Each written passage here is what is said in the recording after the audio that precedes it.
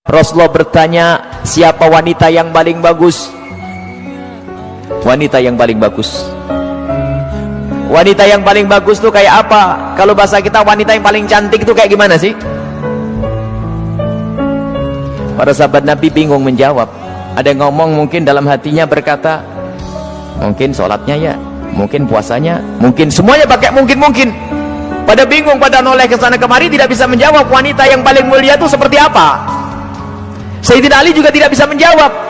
Semuanya pulang ke rumah masing-masing. Sampai di rumah Sayyidat Fatimah Zahra, seperti kebiasaannya wanita solehah, kalau suaminya datang yang ditanya adalah dapat ilmu apa, bukan dapat duit berapa. Sayyidat Fatimah Zahra bertanya, wahai suamiku, apa yang kau dapat dari ayahanda? Apa yang kau dapat hari ini dari Rasulullah? Lah ini kalimat yang harus dibiasakan oleh para istri tuh. Bang, dapat ilmu apa? Kan begitu. Sayyidina Ali menjawab, kami dapat banyak, cuman kami juga dapat pertanyaan yang kami semua tidak bisa menjawab. Pertanyaan apa? Wanita yang paling mulia itu seperti apa? Wanita yang mulia itu seperti apa? Dijawab oleh Siti Fatimah Zahra, aku yang punya jawabannya. Apa? Dibisikkanlah di telinga Sayyidina Ali. Seketika itu wajah Sayyidina Ali berbinar-binar senang, wajahnya berseri-seri, mata berbinar-binar. Aku menemukan jawaban, pasti aku nanti bakal dibanggakan oleh Rasulullah karena sudah punya jawaban. Di esok harinya ketemu lagi dengan Rasulullah. Siapa yang sudah punya jawaban? Para sahabat Nabi masih bingung. Tiba-tiba Sayyidina Ali berkata, kami punya jawaban ya Rasulullah. Siapa wanita yang paling bagus? Dijawab, wanita paling bagus adalah yang tidak pernah melihat laki-laki dan tidak pernah dilihat laki-laki. Rasulullah paham siapa yang ngasih tahu. Siapa yang ngasih tahu? Sayyidina Ali malu. Yang ngasih tahu tentu orang yang paling dekat denganmu ya Rasulullah. Sayyidat Fatimah Zahra yang membisikkan bahwasanya wanita mulia adalah yang tidak pernah melihat laki-laki dan yang tidak pernah dilihat laki-laki. Maknanya apa? Bukan tidak melihat seperti ini, maknanya apa? Kalau dilihat laki-laki nggak senang. Dan kalau ada laki-laki tidak penasaran, siapa itu? Oh, hidungnya, oh bukan itu rendah. Dan wanita mulia adalah di saat dilihat laki-laki itu merasa tidak nyaman, bukan malah goyang pinggulnya yang dientahkannya. Ini wanita-wanita rendah, malu kalau dilihat. Kalau merasa ada laki-laki memperhatikan, merasa risih. Itu iman di dalam hatinya, itu kemuliaan, itu wanita mulia. Itu maksudnya, bukan lalu menutup, tak boleh dilihat, aku harus kamar saja. Bukan, keluar dengan cara yang wajar, dengan mahram, dengan kelombongan wanita, dan danannya tidak pamer, yang sederhana. Akan tapi lihat, di saat diperhatikan laki-laki merasa risih hatinya. Kalau semua yang ada di tempat ini merasa seperti itu, itulah pecinta Sayyidat Fatimah yang sesungguhnya. Sekarang rusak zaman, wanita keluar semuanya pengen pamer apa yang ia miliki. Sudah begitu ngaku, aku pengikut Rasulullah, aku sering hadir marhabanan maulid Nabi, ribuan manusia yang datang, aku insya Allah dapat syafaatnya Rasulullah. Tapi nggak nyambung dengan Sayyidat Fatimah Zahra. Jadi kita harus berusaha untuk menjadikan diri para wanita-wanita ini merasa tidak nyaman, tidak senang kalau tubuhnya diperhatikan oleh kaum pria.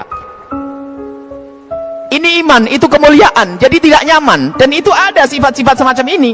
Ada merasa risih, ada yang masya Allah kalau sudah diperhatikan merasa, waduh, wajahnya mulai putih, kuning, hijau tuh.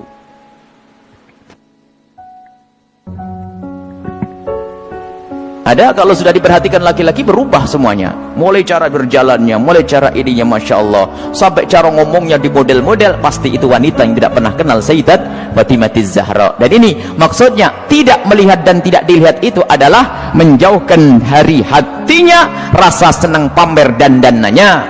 Sampai suara pun dijaga, suara dijaga. Sayyidat Fatimah Zahra suara dijaga, dan rasa malunya sangat tinggi. Sayyidat Fatimah Zahra sangat malu, pemalu beliau itu.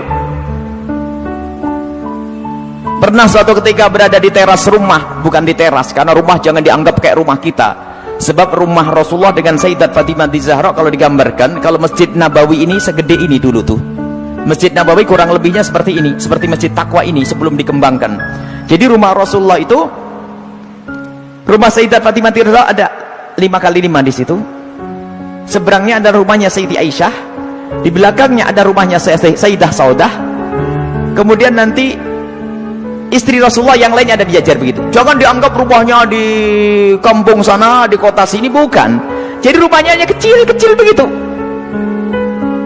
Sehingga ada fitnah yang pernah disebar bahwasanya Siti Fatimah Zahra pernah ditendang Sayyidina Umar bin Khattab. Ini kan fitnah pada Sayyidina Umar. Memangnya nggak ada yang denger yang lainnya? Oh, kecil begini, kalau sampai Siti Fatimah sampai jerit-jerit nangis pasti kedengaran. Ada ya sekelompok orang yang berdusta mengatakan Siti Fatimah Zahra meninggal karena dipukul oleh Sayyidina Umar bin Khattab, perutnya sampai keluar. Ini lucu cerita ini. Dipikir rumahnya itu di kampung sana ya, kampung sini, bukan. Itu loh rumah Siti Fatimah. Kalau ada di sekitar masjid ini, mepet. 5x5, 4x3, rumahnya itu rumah dipikir rumah kayak apa begitu, bukan. Jadi rumah Rasulullah dan semua keluarganya itu kalau dikumpulkan hanya 200 meter. Allah. Dan sangat sederhana. Lah itulah, suatu ketika Sayyidat Fatimah Zahra berada di depan kamar, di depan rumah bersama Asma binti Umais. Asma binti Umais itu adalah bekas istrinya Ja'far At-Tayyar. Di saat itu ada jenazah yang lewat. Dan di saat ada jenazah yang lewat, tiba-tiba Siti Fatimah menangis. Dan menangisnya nggak kira-kira. Sampai Asma ketakutan. Kenapa wahai binta Rasulillah, wahai putu Rasulullah, engkau menangis seperti itu? Ada apa? Kenapa engkau menangis? Baru setelah reda bisa menjawab, aku menangis, aku nanti pasti akan mati. Tentu engkau akan mati. Bukan masalah kematian, tetapi aku tidak ingin nanti seperti itu. Kenapa dia?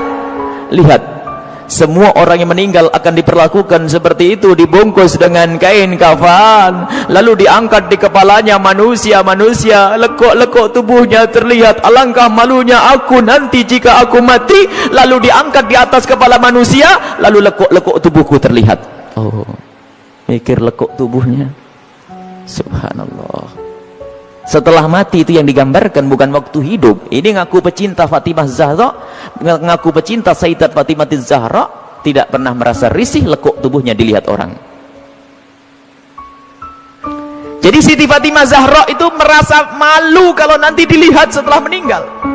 Lalu Asma bercerita, wahai Fatimah, waktu aku di Habasyah, aku melihat ada orang itu, kalau ada orang meninggal itu dibuatkan satu kotak, kemudian mayat dimasukkan ke dalam kotak, kemudian ditutup pelepah korma sehingga tidak kelihatan itu.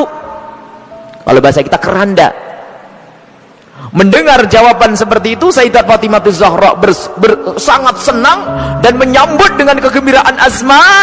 Aku berwasiat, kalau aku mati nanti tolong dibuatkan aku seperti itu. Dan akhirnya setelah Sayyidat Fatimah Zahra meninggal, Asma sendiri yang membuat untuk Sayyidat Fatimah Zahra. Dan inilah di dalam sejarah disebutkan bahwa pertama kali orang pakai keranda di dalam Islam adalah Sayyidat Fatimah Zahra. Bukan masalah pertamanya, tapi kita harus tahu maksudnya apa. Ini loh yang penting. Maksudnya adalah menjaga kehormatan. Padahal juga nggak apa-apa orang mati kelihatan auratnya pun tidak dosa. Orang meninggal tidak ditanya lagi oleh Allah, akan tapi rasa malunya Sayyidat Fatimah Zahra sampai menghantarkan beliau untuk berwasiat kalau meninggal nanti agar dibuatkan yang demikian ini. Dan termasuk wasiat yang lainnya apa? Agar dikubur di malam hari. Tidak ingin, masih ingin, takut kalau dilihat oleh orang. Inilah Sayyidat Fatimah Zahra. Jadi rasa malunya luar biasa. Dan ini pendidikan dari Rasulullah SAW. Memang kita harus banyak mencontoh beliau. Rasa malu ini mahal. Kalau sudah malu ini dicabut dari seseorang, maka semuanya akan dilakukan dari keharaman. Rasa malu ini kemuliaan, malu yang sesungguhnya, malu kepada Allah, malu kita melakukan kemaksiatan. Dan malunya seorang wanita itu adalah kemuliaan. Siti Fatimah adalah suri toladannya.